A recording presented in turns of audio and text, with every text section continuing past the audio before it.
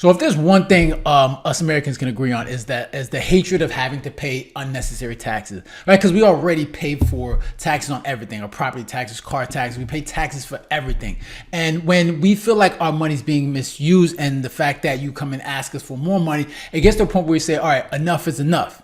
Okay, because we pay a lot anyways, and it's already difficult for a lot of people to afford the things that they need. And then when you start wanting to take more money from the people are start to get to a point where it says, all right, we can't do this anymore. We just can't do this. And this leads me to this video where Governor Hochul, right, the governor of state of New York, where she's trying to implement a congestion tax, right? And I think back in June she tried to do it, or she was thinking about doing it, and I think it was at that time $15.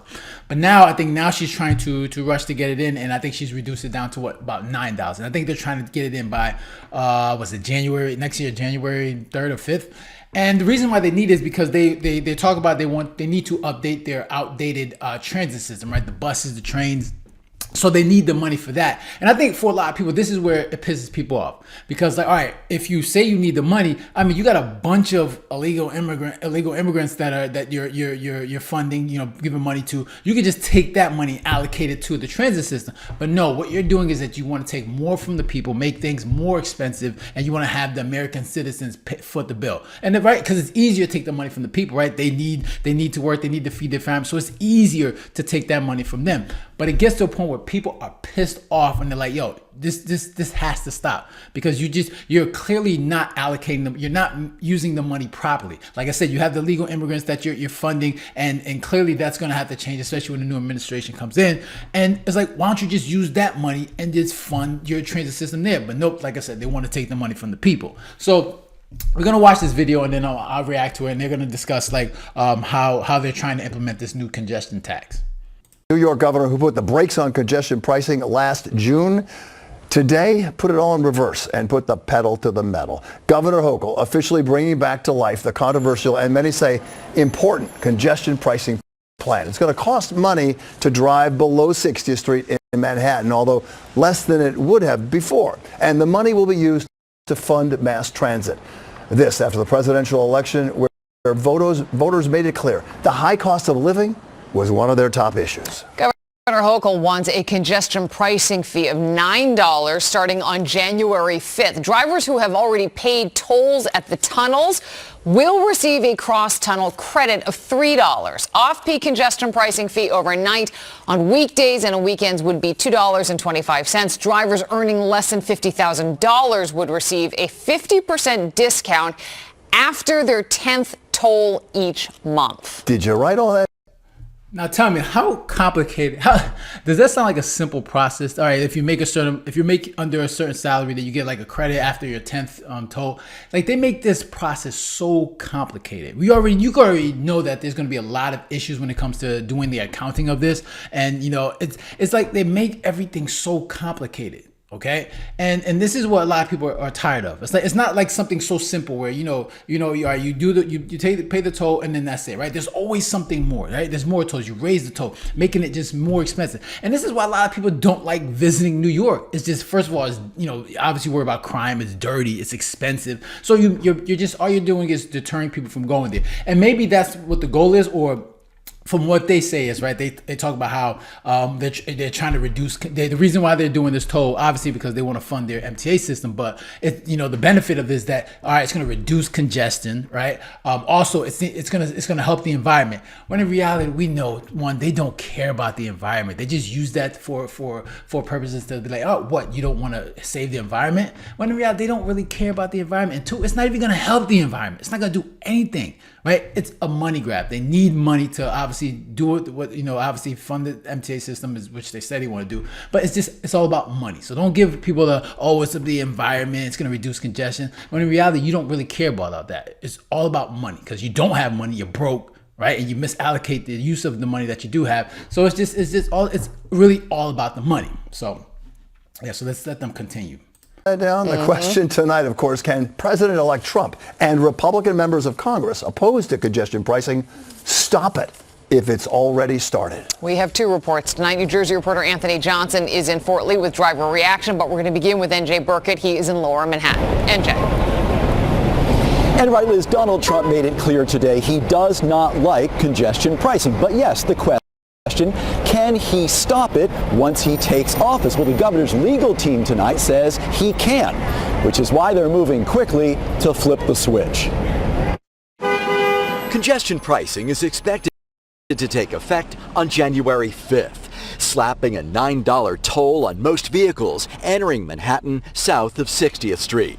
Governor Kathy Hochul insisted today this was her plan all along. When I announced the pause, I spoke about working New Yorkers, hard-working New Yorkers.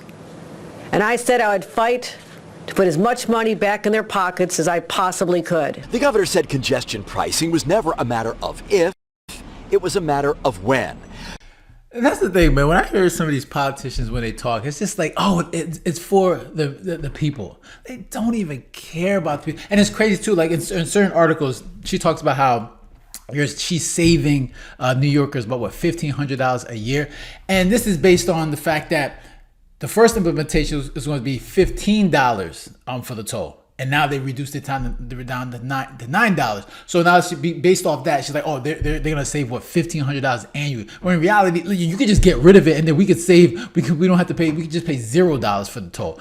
And this is the thing. Like they the way they talk. Obviously, they're talking. Politicians talk. They say they're wordsmiths, right? They know to talk in a way that seems like they're doing something for the people, when in reality they're not helping the people. They're making things more expensive. They're making things more difficult. And just to hear them talk is very annoying, because they really don't care. It's just that they're very bad with managing money, and when they do need money, because they suck when it comes to managing, they always asking the people like, hey, we need to tax you more, instead of, how about you reduce your budget, right? Reduce some costs. You're always asking for more money, and that's where a lot of people get pissed off, because it gets to a point where like, hey, we only have so much more money to give. Everything is already expensive, so like, stop asking.